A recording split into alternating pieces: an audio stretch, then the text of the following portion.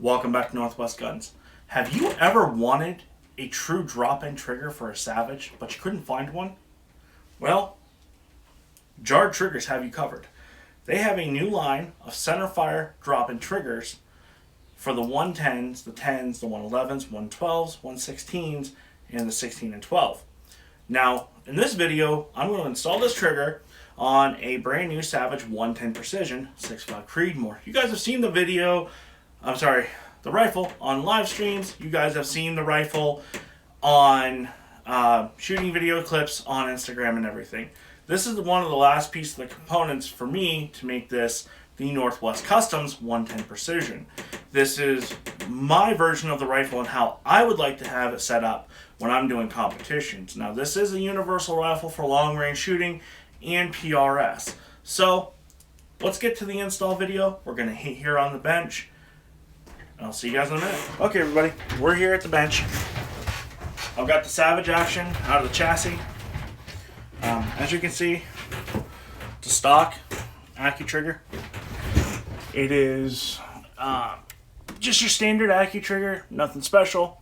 Now, this trigger is a true drop-in trigger, from what I've been told. So, a couple things and here's the new trigger. So, something a little different that I do, that some people don't do. Now, these E-clips right here, you gotta watch for these things. These things are a pain in the butt. They hold on this pin right here, so you guys can bring it in a little bit. So the E-clips right here, they hold on to this one pin. Now, it's not a pain to get them off. It's a pain if you lose them because they just shoot out. So, a little trick for you guys. Plastic storage bag works wonders. Okay. Put it inside. You guys can do this from the inside. You can do it from the outside. Doesn't really matter. But that E-clip should punch right off. Sometimes they're a little harder than normal than others. Just try not to scratch up your muzzle or your barrel.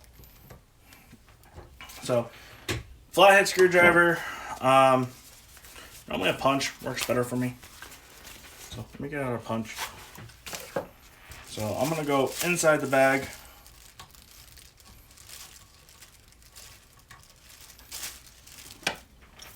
And it's just gonna be a pain in my butt today. No, this one's securely on there. Normally they're not this secured. Wow, this one's just been a pain in my butt today.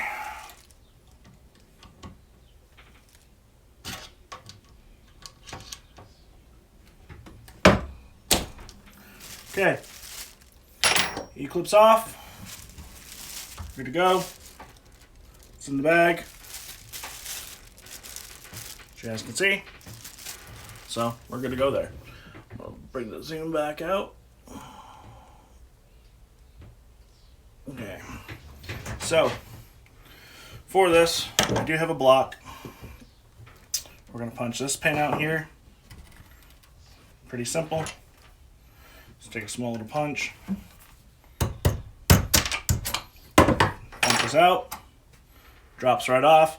There's your whole complete trigger mechanism for the Accu trigger. Now, this one, I could replace the spring with a nice target spring. Polish this out. Get rid of all that grit that's right there and be done with it. Or grease, actually. This one doesn't have a lot of grit on it from what I'm seeing. But you can adjust this trigger out to a good, I don't know, about down to a solid 1.5 pounds if you wanted to. The Accu trigger is not a bad trigger. I do like them. They are a good trigger. I mean, probably one of the best customizable stock triggers you're going to get. So now let's go over here. We're going to punch out our bolt release. Make sure your center line hole is lined up. sure you hold that, because you got a little spring right there that pops out, and your whole safety system pops out with it. So we're going to place the safety, not the safety. Safety is engaged system there. You gotta make sure all these pins line up right here.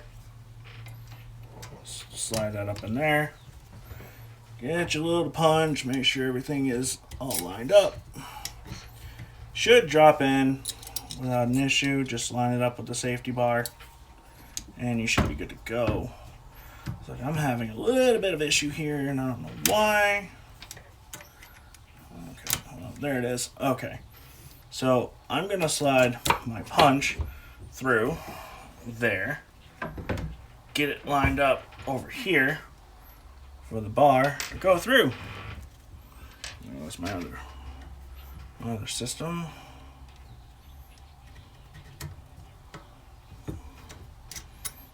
And then I'm just gonna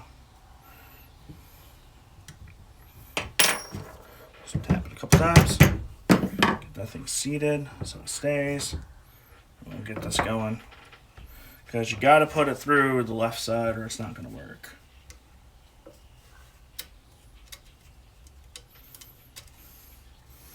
Okay, so let's get this.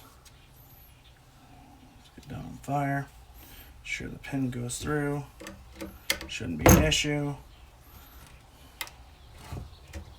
Okay, pin went through without a problem.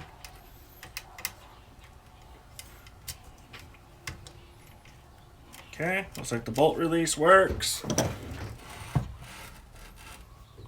Sorry guys, move this up here a little bit. Sorry. Looks like the bolt release works. Everything there is nice. Now, back here, there is a system you have to engage.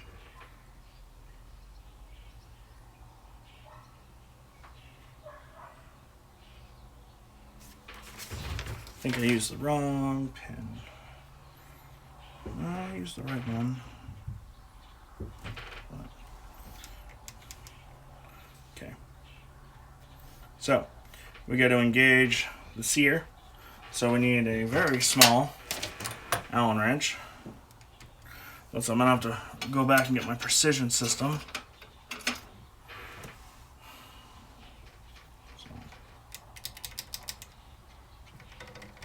According to the instructions, we have to adjust the Sear engagement number 7 screw, which is here on the back, from the point where the trigger releases to the Sear to where in turn the trigger screw counterclockwise until significant Sear engagement functions safety properly.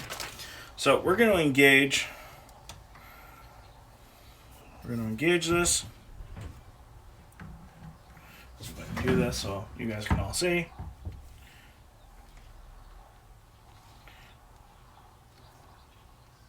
Bring it back. I can physically see the trigger move. I wish I could get this. I hope this is getting in the shot for you guys. I can physically see the trigger engage with movement. Okay, so the Sear is completely locked up. And we went about 2 turns.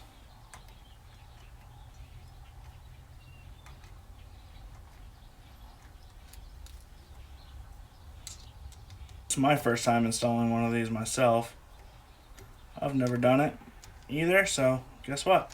I'm doing it with you guys. Ah, look at that. So, let's recock it. Sure, we have proper Sear engagement. Seems like we got some Sear. We got proper Sear engagement. Let's give it one quick quarter turn. I guess. And man, you guys, I'm telling you, this trigger is smooth. I can't wait to shoot it. So, now we got that settled, let's get the rest of it done. To adjust the safety screw to make sure the action is cut. Okay. Now we're going to adjust the safety screw.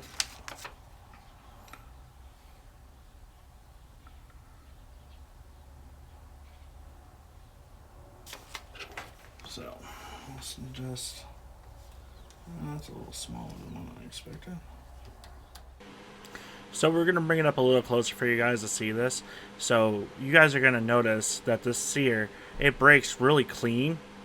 but I'm going to move the bolt handle so you guys can actually see it. So the Sear is out, and it engages so smoothly you wouldn't even notice it. Probably breaking, I'm going to estimate right around that 1 pound mark, and that's pretty much what I wanted for this rifle, was to be in that area. So as you guys saw, this trigger really isn't that hard, and it pretty much mocks the original trigger system, so we shouldn't have any issues putting it in a chassis. And when I do the full review, I'll let you guys know. So thanks guys for watching. Like, share, and subscribe. See you guys on the next video.